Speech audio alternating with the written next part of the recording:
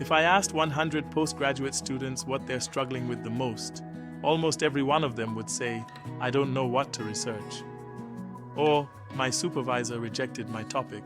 Or, "I have 25 topic ideas." But choosing a research topic isn't where research begins. It begins with a problem. I recently spoke to a manager who had been registered for almost 18 months. 18 months, and they still didn't have an approved research topic. Not because they weren't working hard, but because nobody showed them the correct process. At RPTC, we've helped professionals across business, healthcare, and engineering develop strong topics. And one pattern appears every single time. Strong research begins with observation. Let me show you the exact thinking process, from observation to research gap. Forget Google for a moment. Ask yourself, where do I already have experience? If you've spent 10 years in banking, why would you research education? Your professional experience gives you something incredibly valuable: context. Every research project exists because something in the real world isn't working. Maybe employee turnover is increasing, or patient waiting times are too long. Your job isn't to invent a problem. Your job is to investigate one.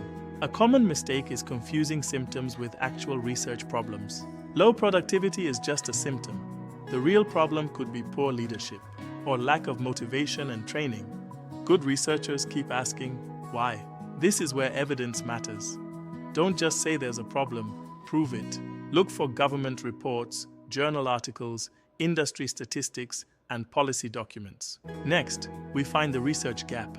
This separates postgraduate work from school assignments. A research gap is something that still needs to be understood better. Perhaps previous studies focused on urban areas, but not rural communities.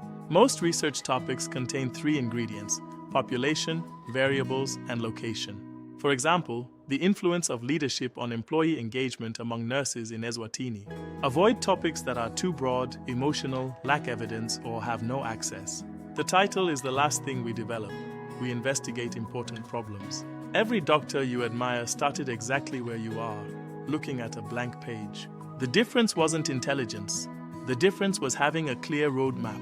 In the next episode, I'll show you how to write a winning proposal. For our free topic validation checklist, send topic to our WhatsApp number. Remember, research doesn't have to be confusing.